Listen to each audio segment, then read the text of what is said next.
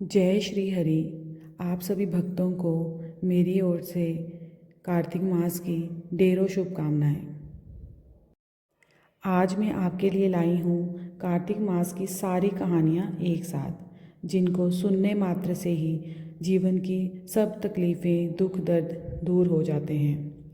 जी हाँ, इस एक वीडियो में मैं आपको सुनाऊंगी कार्तिक महात्म्य की वे सभी पुरानी कथाएं जो मोक्ष का द्वार खोलती हैं।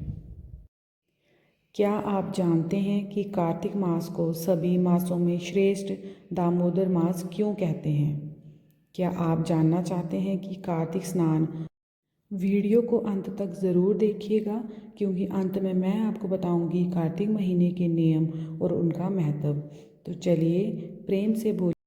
हमारी पहली कथा बताती है कार्तिक व्रत की शक्ति।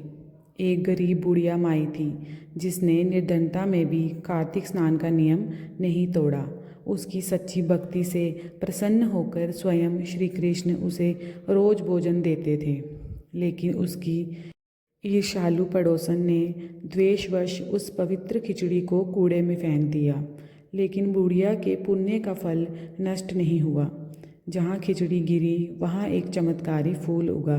राजा ने उस फूल को सूंघा और उन्हें पुत्र रत्न प्राप्त हुआ। यही है कार्तिक महात्म्य। ये कथा सिखाती है कि भगवान केवल आपकी सच्ची। कार्तिक मास में तुलसी पूजा का विशेष महत्व बताया गया है।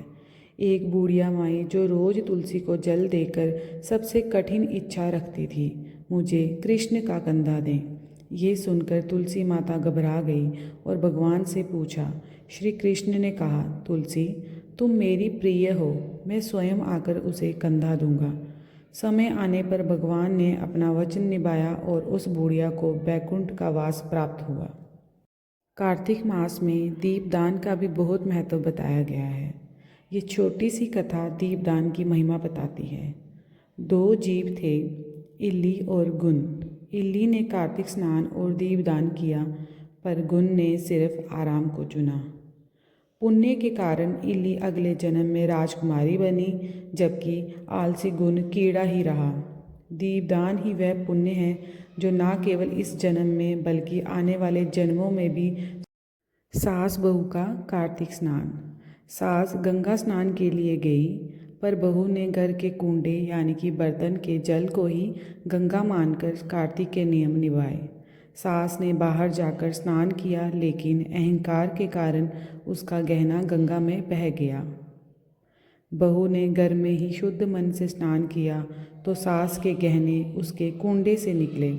इस कथा ने साबित कर दिया कि कार्तिक स्नान की कहानी केवल जल में डुबकी लगाने की नहीं, बल्कि मन की शुद्धता की है।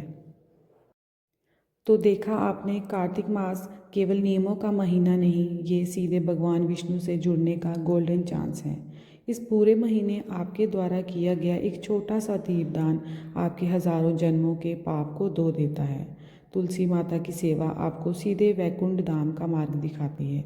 इसीलिए इस पवित्र मास में आलस्य छोड़िए, उठिए, नियम लीजिए और अपनी पूरी श्रद्धा इस भक्ति में लगा दीजिए।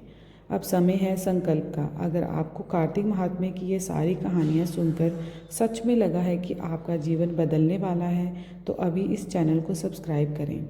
कमेंट में जय श्री राधे कृष्ण लिखकर हमें ये संकल्प ज़रूर बताएं। आपके जीवन में सुख, शांति और समृद्धि सदा बनी रहे। शुभ कार्तिक मास।